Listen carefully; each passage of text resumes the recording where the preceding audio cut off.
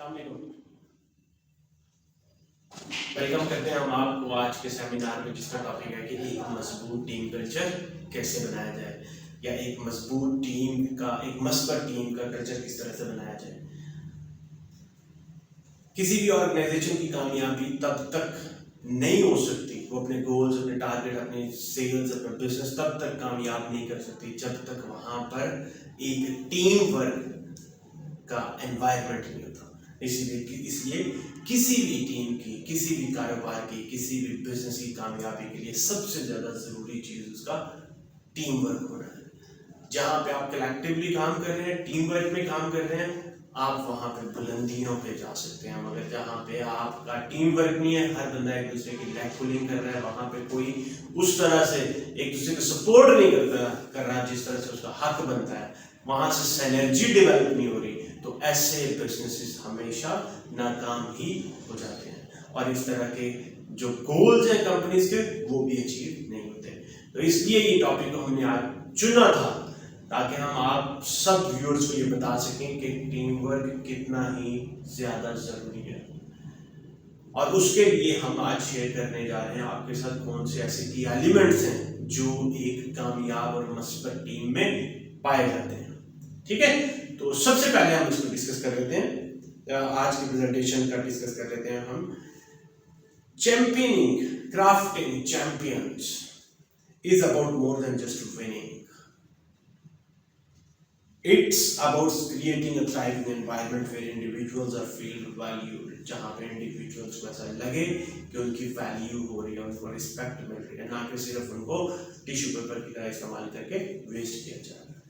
ठीक है, आज की प्रेजेंटेशन में साथ साथ मैं आपके वो सारे एलिमेंट्स भी शेयर करने जा रहा हूँ जहाँ से जिनको एक लीडर अडॉप्ट करके कामयाबी की बुलंदियों पे लेके जा सकता है अपनी टीम को। उसमें सबसे पहले मैं आपको बताता चलूं कि उसको एक टीम कल्चर डेवलप करने की जरूरत है। टीम कल्चर क्या है?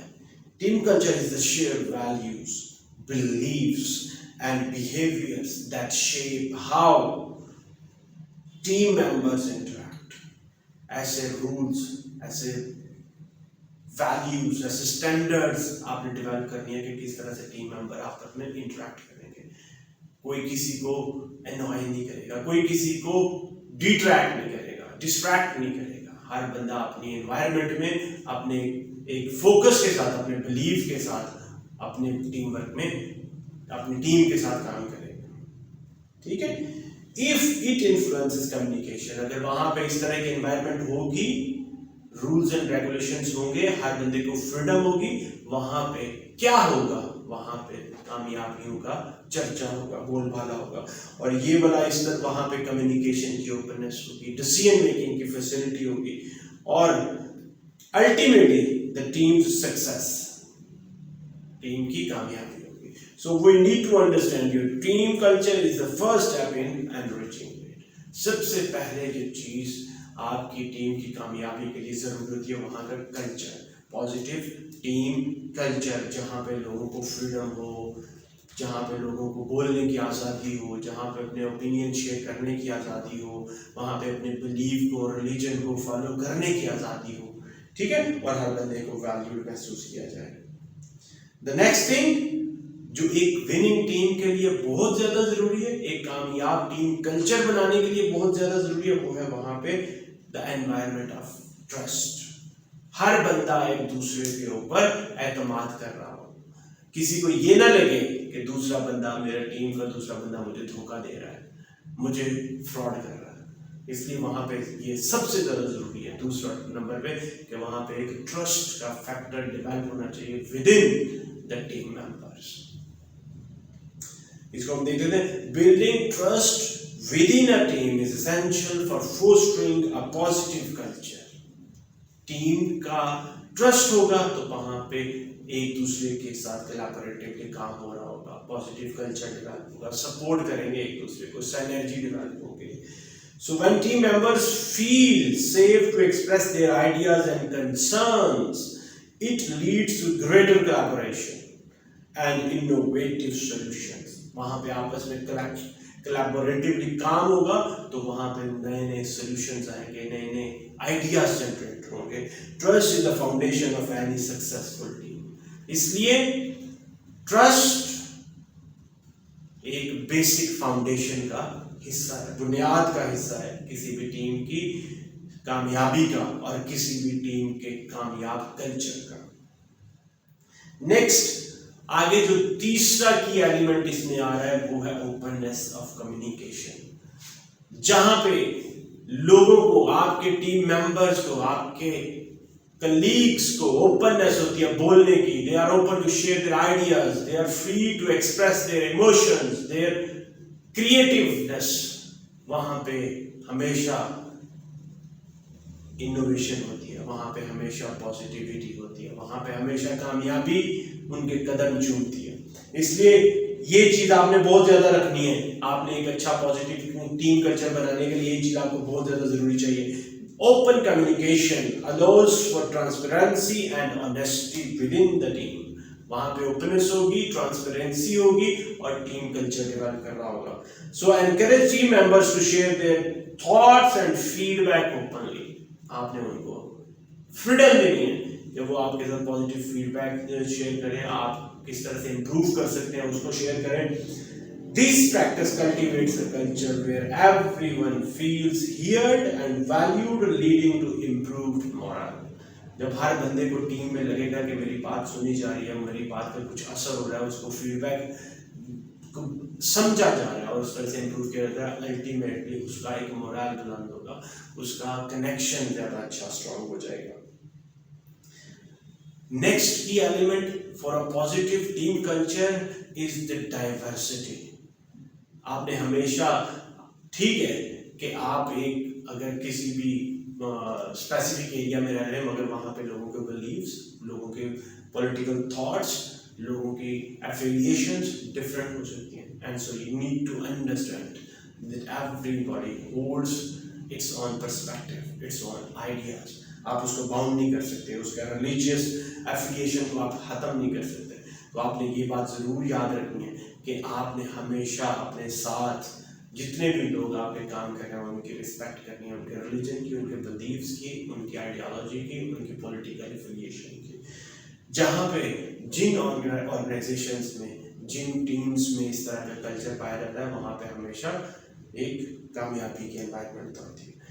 फर्दर हम बात करते हैं, diversity brings a wealth of perspectives. जितने डिफरेंट लोग होंगे उतनी वहाँ पे डिफरेंट पर्सपेक्टिव्स आएंगे and ideas to the table. Ultimately, they bring the ideas to the table. So, embracing different backgrounds and experiences enrich team discussions and enhances creativity.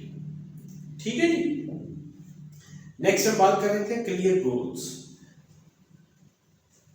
ये हमारा एक बहुत ही की एलिमेंट्स में से हिस्सा है, जहां पे आपकी ऑर्गेनाइजेशन का, आपके टीम मेंबर्स का, आपके लीडर का गोल वेरी क्लियर होता है। वहां पे एक डायरेक्शन डिफाइन होती है और हर बंदे को पता होता है कि कौन से रूल्स एंड रेगुलेशंस हैं और कौन सा हमारा टारगेट है और किस डायरेक्शन में हमने जाना है। They are not directionless because they are very clear in their directions and they have very clear goals and paths to follow.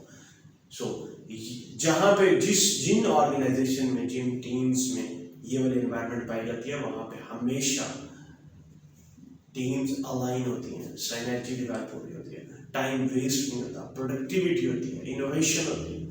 और जहां पे आपकी टीम को पता ही नहीं है कि हमने कौन सी डायरेक्शन में जाना है, हमारा गोल क्या है, टारगेट क्या है, मिशन क्या है, पर्पस क्या है, हमने हासिल क्या करना है, वहां पे हमेशा जितनी भी एफर्ट्स की जा रही होती है वो यूजलेस होती है। So you need to remember that the clear goal is one of the key foundation of having a positive and strong team culture in the company and organization.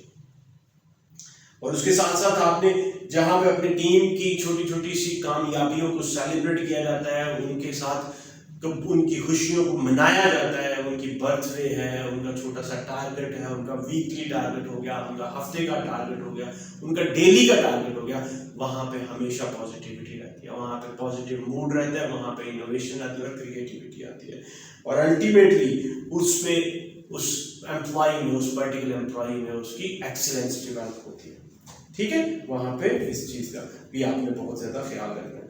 और एक और बहुत अहम टॉपिक, एक और अहम की element is the continuous learning.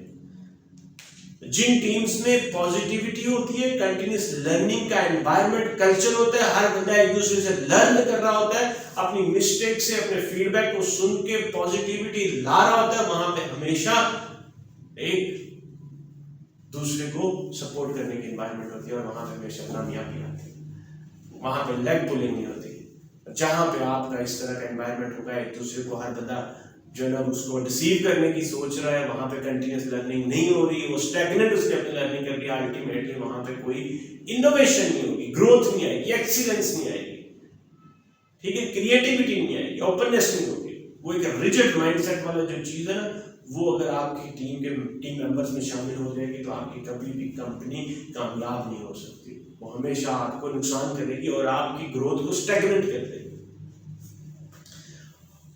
और नेक्स्ट जो की एलिमेंट है, और ये बहुत ही इंपॉर्टेंट है, वो है कोलैबोरेशन का। Collaboration creates synergy. जब आपकी टीम आपस में कोलैबोरेट कर रही होती है, आइडियाज शेयर कर रही होती है, वहां पे सिनर्जी डेवलप होती है।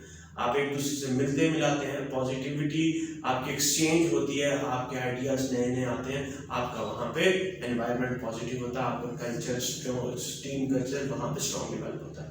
और जहाँ पे एक दूसरे, हर बंदा अपने ही बस वो टेबल डेस्क के ऊपर छुपा हुआ है, अपनी बस उन्हीं चीज़ों को छुपा के बैठा हुआ है और किसी से कोई चीज़ शेयर ही नहीं कर रहा, ना मैंने बताना है और ना मैंने तुमसे समझना सीखना है, अल्टीमेटली वहां पे ग्रोथ नहीं होगी। और जब ग्रोथ नहीं होगी तो वहां पे सिनर्जी डेवलप नहीं होगी। ठीक है जी।